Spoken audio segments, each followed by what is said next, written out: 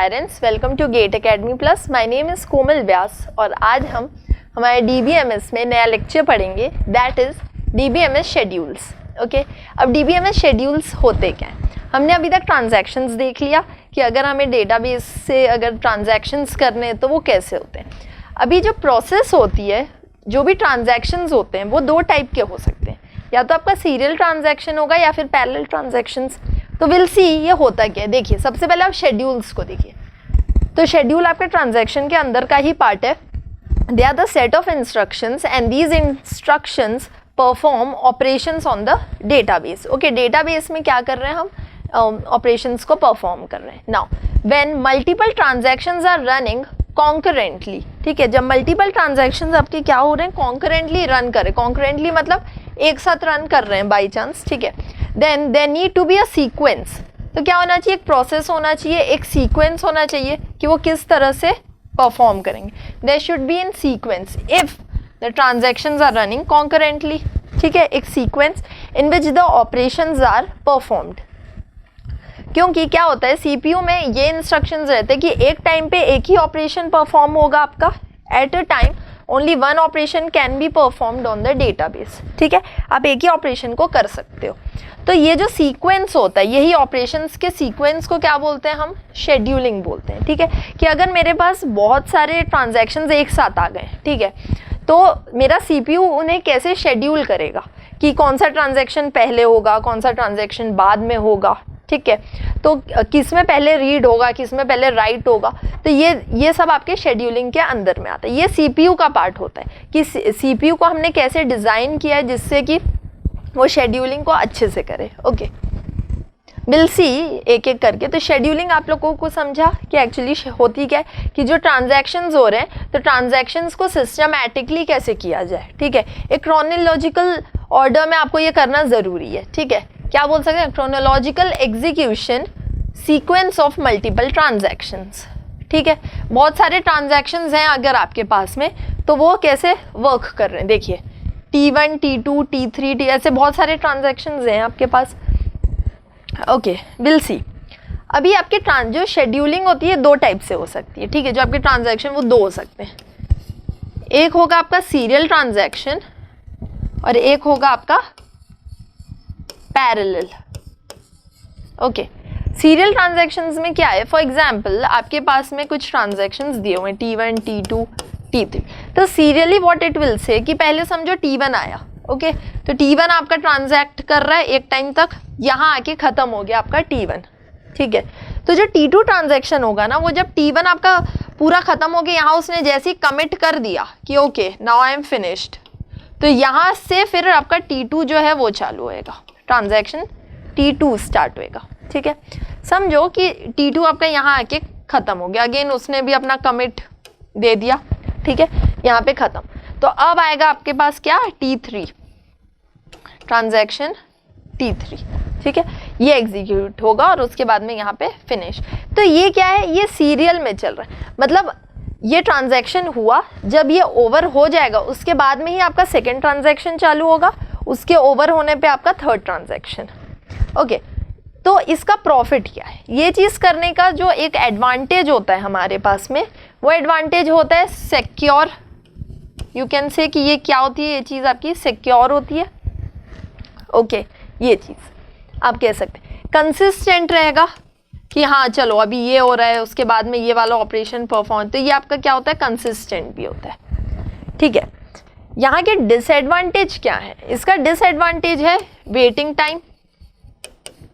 सबसे बड़ा डिसएडवांटेज यही है कि भाई समझो 3 ट्रांजैक्शंस एक साथ आ गए, तो अगर आपने पहले ट्रांजैक्शन को बोल दिया कि ओके वो चल रहा है अभी, ठीक है, तो क्या होएगा? ट्रांजैक्शन 2 और 3 कहाँ चले गए? आपके वेटिंग लिस्ट में चले गए, ठीक है। अब उन्हें वेट करना होगा जब तक कि आपका फर्स्ट ट्रांजैक्शन ओवर ना हो जाए।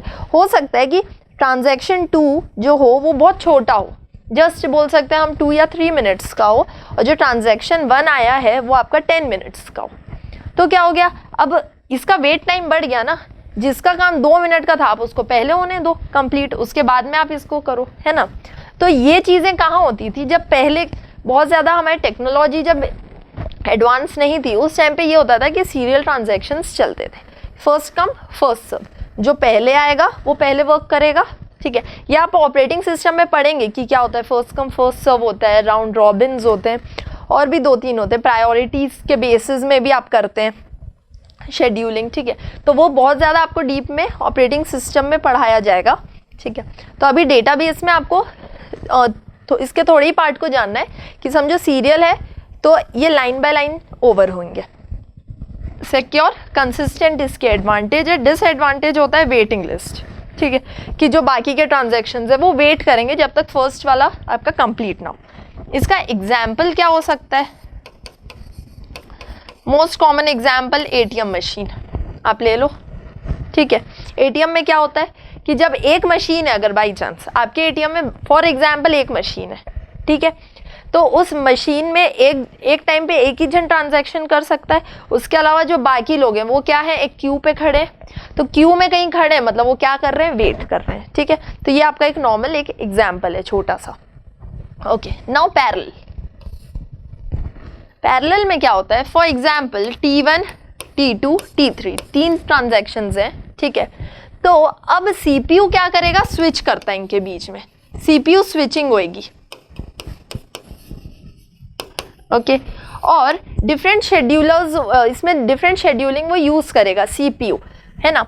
तो क्या करेगा, समझो T1 आया, T2 एक साथ आ गए, तीनों कॉन्करेंटली एक साथ आ रहे हैं, तो वो इस तरह से शेड्यूलिंग करेगा CPU कि अगर T2 जो है वो अगर उसका ट्रांजैक्शन टाइम बहुत कम है तो व्हाट इट विल डू, वो पहले इसको एग्जीक्यूट होने देगा और इसको वहीं कहीं पे रोक देगा। समझो ये स्टार्ट हो रहा है लेकिन उतने में T2 आ गया है, ठीक है, तो इसके एग्जीक्यूशन को कहीं रोक कर वो T2 को स्टार्ट कर देगा। फॉर एग्जाम्पल अगेन T3 भी आ गया, ओके, ये और छोटा है, तो what it will do, T2 को कहीं रोक के it will start with the T3, okay. तो ये क्या कर रहे हैं, तीनों के बीच में आपके CPU स्विचिंग हो रही है यहाँ पे, है ना, कि ओके जो ट्रांजैक्शन पहले आएगा, इसमें बहुत सारे रूल्स होते हैं, है ना, कि फर्स्ट प्रायोरिटी पे जो है उसे पहले कंप्लीट किया जाए, या फिर कई बार एक टाइम राउंड रॉबिन में एक टाइम को शेड्यूल कर देते हैं कि जैसे 10 मिनट्स, तो 10 मिनट्स के लिए इसको दे दिया है। अगर बाई चांस ये और बड़ा ट्रांजैक्शन है इसका, तो क्या होगा, फिर 10 मिनट्स के बाद में T2 आपका स्टार्ट हो जाएगा, ये वहीं रुक जाएगा, ठीक है। बाई चांस T2 चलने लग गया, 10 मिनट्स के अंदर में अगर ये खत्म हो गया तो that is good.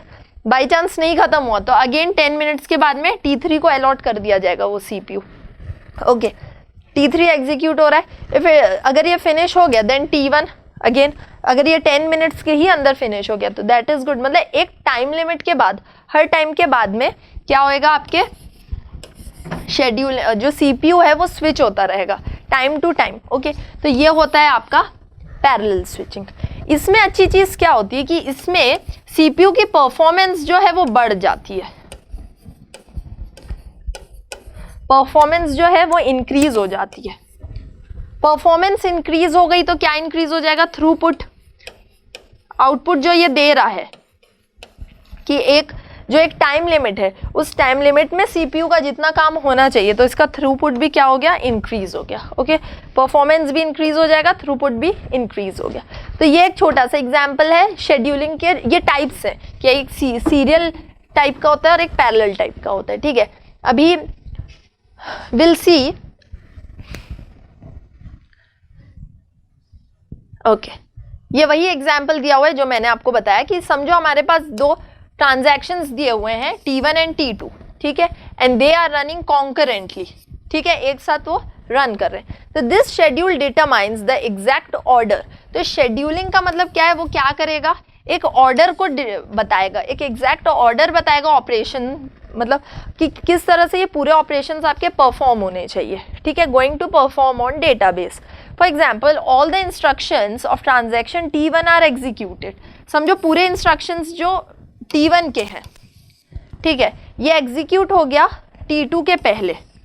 However, this is not always necessary and we have various types of schedules. The same thing जो मैंने आपको बताया कि जो ट्रांजैक्शंस हो रहे हैं हमारे पास में, ठीक है, तो वो ट्रांजैक्शन आपके अलग अलग पैटर्न में हो सकते हैं, है ना, ज़रूरी ये सीरियल है, ये जो बताया ये आपको सीरियल पैटर्न में उसने बताया कि पहले ट्रांजैक्शन T1 पूरा कंप्लीट हो गया, उसके बाद में T2 स्टार्ट हुआ है। बट यहाँ पे उसने लिख भी दिया है कि however it is not necessary, ये ज़रूरी नहीं है कि हमेशा ऐसा हो, तो इसलिए बहुत सारे अलग अलग शेड्यूल्स होते हैं। तो will go with one by one, okay. आपको यही वाला डायग्राम यहाँ बताती हूँ। ओके, नाउ शेड्यूलिंग दो टाइप की हो सकती है, सीरियल और पैरेलल। तो सीरियल इज इजी, जो मैंने बताया। पैरेलल या फिर नॉन सीरियल जो है, again it is of 3 types, that is strict schedule, cascadeless and recoverable. ठीक है, अब ये क्या है, will go one by one with this. Okay, तो हमने अभी देखा था कि सीरियल और पैरेलल दो टाइप की जो शेड्यूलिंग होती है वो क्या होती है। अब हम आगे देखेंगे हमारे रीड राइट कॉन्फ्लिक्ट्स क्या होते हैं। ओके, सीरियल और पैरेलल में मैंने आपको बताया जब एक ट्रांजैक्शन खत्म होगा तब दूसरा ट्रांजैक्शन स्टार्ट होगा और फिर थर्ड एंड सो ऑन, ये होता है आपका सीरियल। इसमें हमने क्या एग्जाम्पल लिया था, ATM का। ठीक है, अभी अगर मैं बोलूँ पैरेलल, तो पैरेलल जो हमारे ट्रांजैक्शंस थे, तो पैरेलल में शेड्यूलिंग में क्या हो रही थी आपकी कि जो पहले आ गया है ना, या जो बाद में है, उससे हमें कोई मतलब नहीं है। उसमें मेन चीज़ हमें क्या देखना है कि अगर बाई चांस जो सेकेंड ट्रांजैक्शन है वो कम टाइम के लिए है, तो पैरेलली उसे पहले एग्जीक्यूशन के लिए CPU अलॉट किया जाएगा, उसके बाद में ट्रांजैक्शन फर्स्ट के लिए। ओके, तो ये था हमारा सीरियल एंड पैरेलल। पैरेलल का एग्जांपल आप क्या ले सकते हो, फॉर एग्जांपल जो हम ऐप्स यूज़ करते हैं, हम जो ऑनलाइन बैंकिंग के ऐप्स यूज़ करते हैं या फिर जो रेलवे ऐप्स होते हैं, इसमें क्या होता है कि सीरियली सिर्फ पैरेलली सिर्फ मैं तो उसको यूज़ नहीं कर रही हूँ। ठीक है, मेरे अलावा और भी बहुत सारे हैं ऑल ओवर इंडिया बोल सकते हैं हम, है ना, जो कि क्या कर रहे होंगे, उस एक टाइम पर उस ऐप को यूज़ कर रहे होंगे, है ना। तो वहाँ पे CPU कैसे शेड्यूलिंग करती है, ठीक है, यही होती है आपकी पैरेलल शेड्यूलिंग। ओके, तो उसी चीज़ में जब हम पैरेलल शेड्यूलिंग कर रहे हैं तो रीड और राइट की एक कॉन्फ्लिक्ट आ जाती है, रीड राइट प्रॉब्लम आता है, ये भी आप OS में पढ़ेंगे। तो वही कॉन्फ्लिक्ट्स को हम यहाँ देख लेते हैं। फॉर एग्जाम्पल मेरे पास दो ट्रांजैक्शंस है T1 एंड T2। ठीक है, हम ले सकते हैं एग्जाम्पल कि द मोस्ट कॉमन एग्जाम्पल जो अभी लेटेस्ट हर कोई आपको ये वाला एग्जाम्पल देगा जो रिजर्वेशन का है। Okay, train reservation. तो व्हाट हैपन्स इन दिस कि मैंने वेबसाइट ओपन की, मुझे रिजर्वेशन करवाना है ट्रेन के लिए। ओके, तो व्हाट आई विल डू, समझो मैं this is me and this is someone else. ठीक है, मैंने ट्रांजैक्शन किया, मैंने रीड किया। ठीक है, तो जब मैं रीड कर रही हूँ तो फॉर एग्जाम्पल जब मैंने रीड किया तो मेरे पास जो वैल्यू आई, ठीक है, तो वैल्यू मेरे पास आई है समझो 5 सीट्स। ठीक है, जब मैंने रीड की ट्रांजैक्शन, मैं गई रिजर्वेशन के साइट पे, वहाँ पे मैंने देखा कि कितनी सीट्स हैं उस पर्टिकुलर ट्रेन में, मुझे रिज़र्व करनी थी 5 सीट्स। मैंने देखा ओके 5 है, नाउ आई कैन रिज़र्व। मैं जितनी देर में सोच रही हूँ कि मैं क्या करूँ नहीं करूँ, क्या करूँ, सोच रही हूँ, उतनी देर में क्या हुआ, कोई और ट्रांजैक्शन के लिए आ गया उसी टाइम पे। ठीक है, someone from any other state, any other district, anything, उन्होंने आया, उन्होंने रीड किया, उन्होंने यहाँ क्या रीड किया 5 अगेन। ठीक है, एंड व्हाट ही डिड, उसने रिजर्व कर ली 4 सीट्स, उसने 4 सीट आपकी रिजर्व कर दी। ठीक है, अब क्या हुआ, रिजर्व करके उसने क्या कर दिया, कमिट। तो फाइनल आपका जो एक्चुअल डेटाबेस है वहाँ पे कितने आ गए आपके पास, अब कमिट करने के बाद अब आपको क्या दिखाएगा कि 4 जो है आपकी सीट्स वो क्या हो गई हैं, रिजर्व हो गई हैं। तो अब रिजर्वेशन के लिए कितनी सीट बची है, वहाँ पे एक ही सीट बची है, सिंगल। अभी जब तक ये इंसान यहाँ पे क्या कर रहा है, सोच रहा है, अगर उसने फिर से रीड किया कि ओके मैं अब देखता हूँ कितने, अब उसको यहाँ पे कितना दिखाएगा 1, एंड से हाउ कम, अभी मैंने देखा था तब तो 5 थे, 1 क्यों हो गया, क्योंकि 4 जो सीट्स थी वो क्या हो गई, कोई और ट्रांजैक्शन में आया और उसने क्या किया, उसे रिजर्व कर लिया।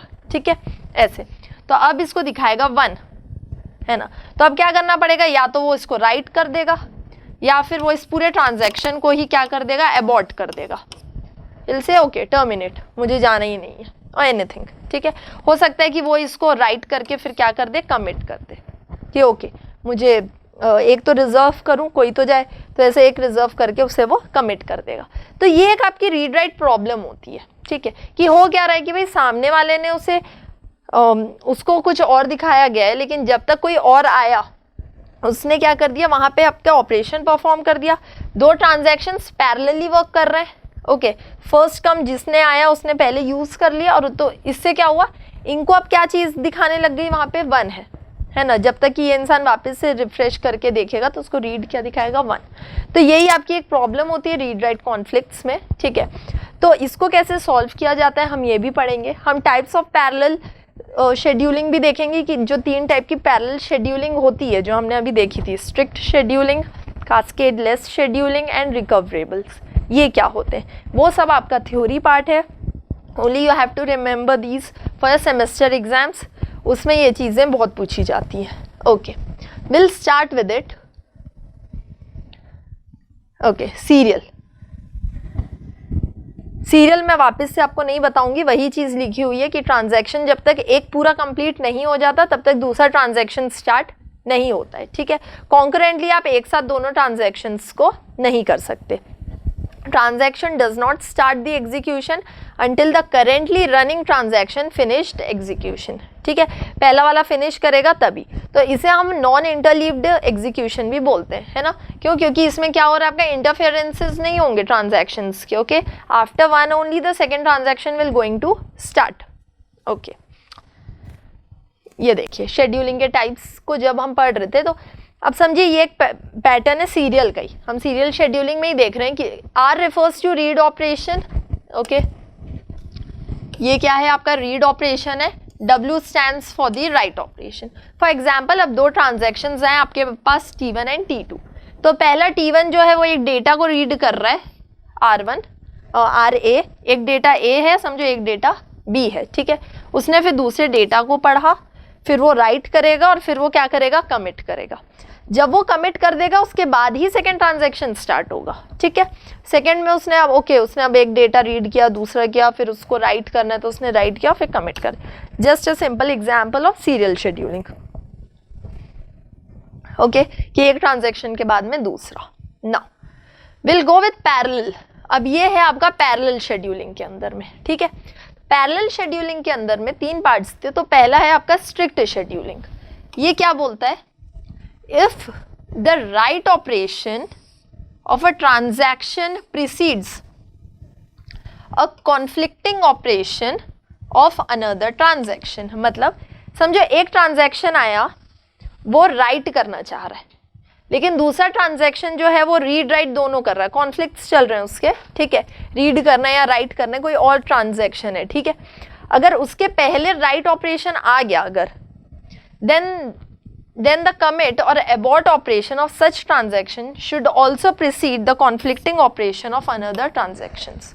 मतलब क्या हुआ, जो राइट कर रहा है ना किसी वैल्यू को, कोई ट्रांजैक्शन, वो राइट करने के बाद में जब कमिट या फिर अबॉर्ट करेगा ना, उसके बाद ही जो सेकेंड ट्रांजैक्शन है, जो कॉन्फ्लिक्टिंग ट्रांजैक्शन था, मतलब कि जिसमें आपका रीड राइट भी चल रहा है, समझो उसको रीड भी करना है, फिर उसको कुछ और राइट भी करना है उसमें, फिर उसको कुछ रीड करना हो, समथिंग एल्स जो भी है, ठीक है।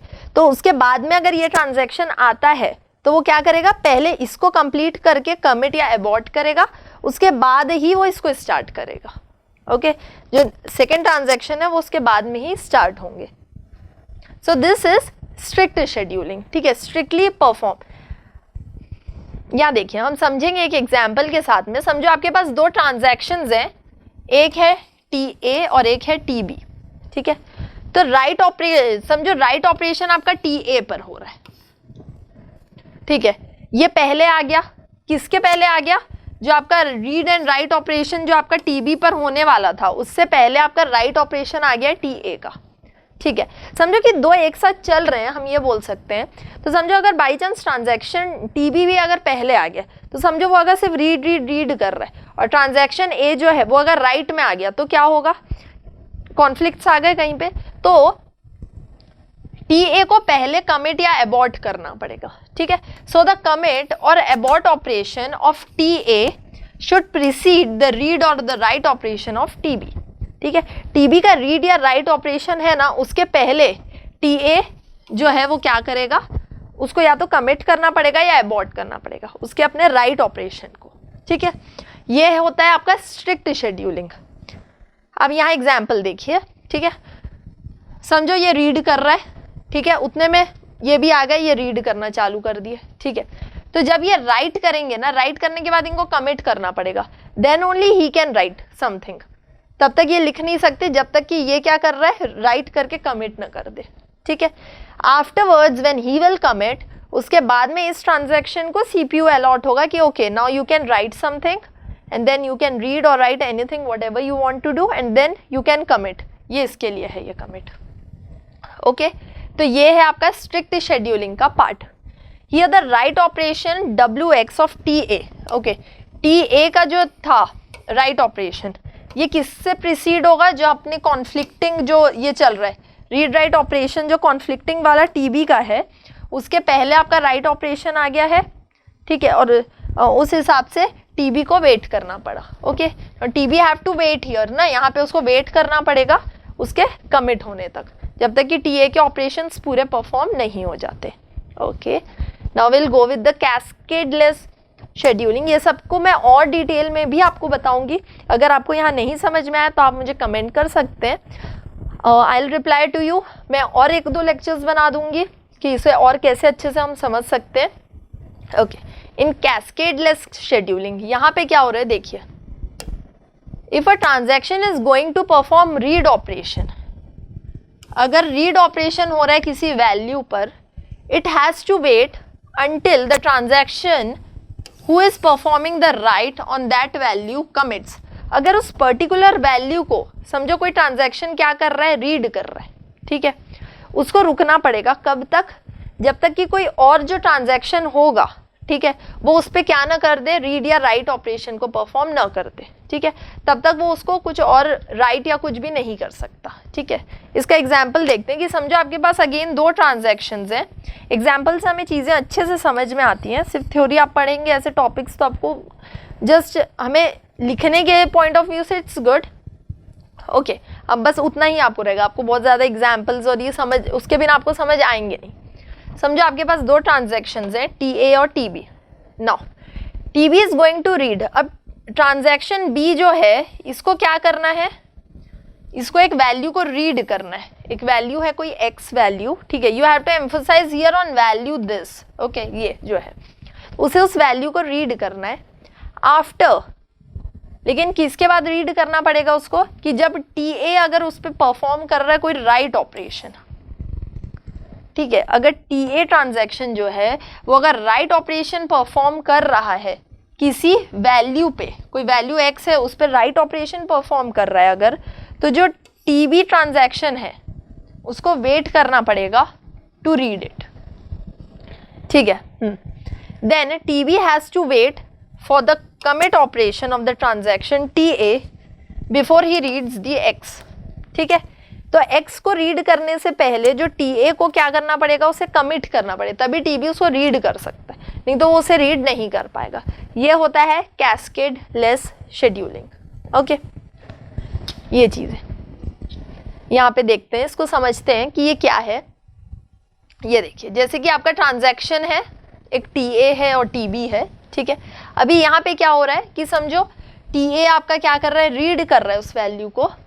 ठीक है, रीड करने के बाद में उसने कहा कि मुझे अभी राइट करना है। ठीक है, उसी टाइम पे समझो दूसरा ट्रांजैक्शन भी आ गया। ठीक है, even he wants to write something on it.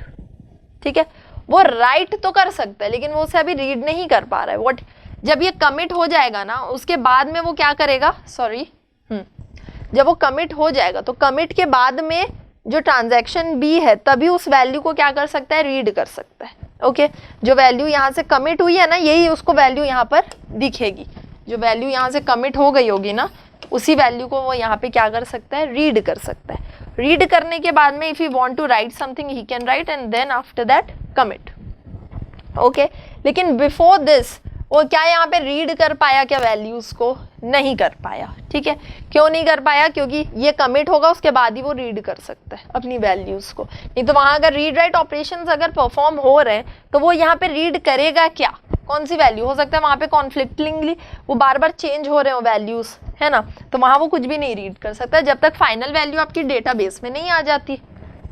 Commit करने पे वो जब एक्चुअल डेटाबेस में आ जाएगी उसके बाद में अगर किसी और ट्रांजैक्शन को देखना है कि वहाँ पे कौन सी वैल्यू है तो वो देख सकते हैं।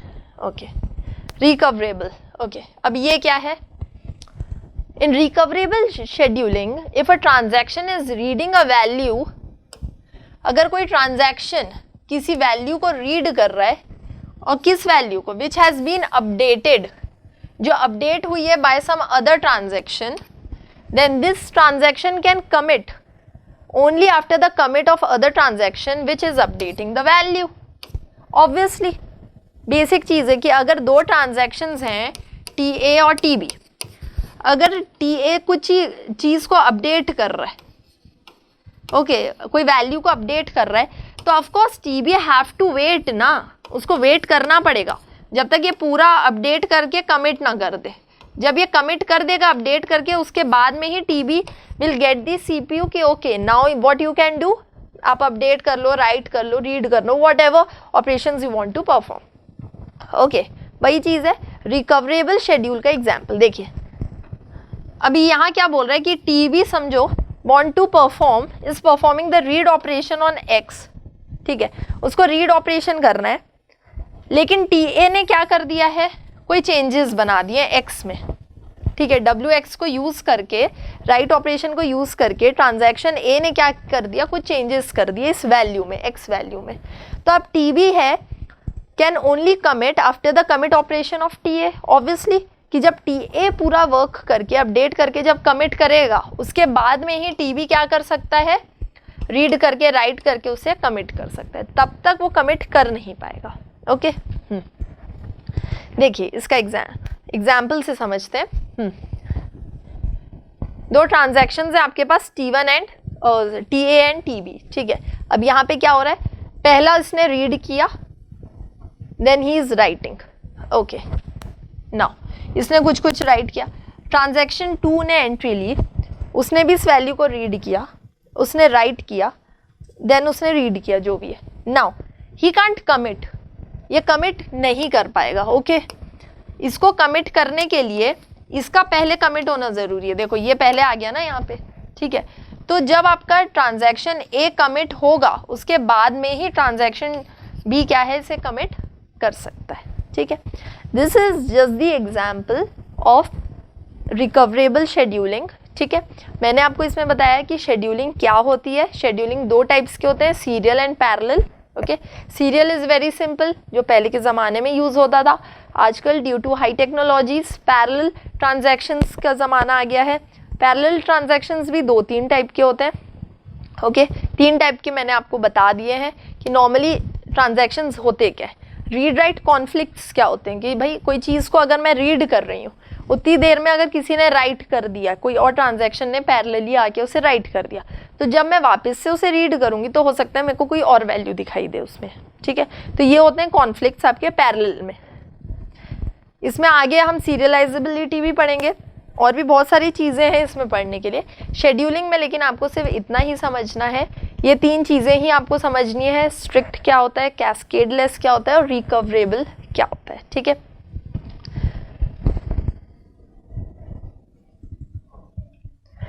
अभी मैंने आपको ये जितने भी टॉपिक्स चल रहे हैं आपके ट्रांजैक्शंस के अंदर ही चल रहे हैं। तो हमने ट्रांजैक्शन पढ़ लिया, ट्रांजैक्शन के टाइप, उसके स्टेट्स को हमने पढ़ लिया, एसिड प्रॉपर्टीज़ हो गई हैं हमारी। Then we have finished with the scheduling. Scheduling में और भी अगर कुछ मुझे और लगेगा कि हाँ और भी इसमें कुछ आपको जानने की ज़रूरत है, तो ऑफकोर्स मैं आपको उसके आगे का भी आपको और समझाऊंगी इसमें। ओके, देन उसके बाद ये मेन टॉपिक आपको ऑपरेटिंग सिस्टम में ही पढ़ना है इस चीज़ को। ओके, विद दिस मैं इस लेक्चर को यहीं पे ही ख़त्म करती हूँ। नेक्स्ट लेक्चर में हम आगे के टॉपिक्स को पढ़ेंगे। And please don't forget to like, to comment and to subscribe the GATE Academy. Okay, thank you very much.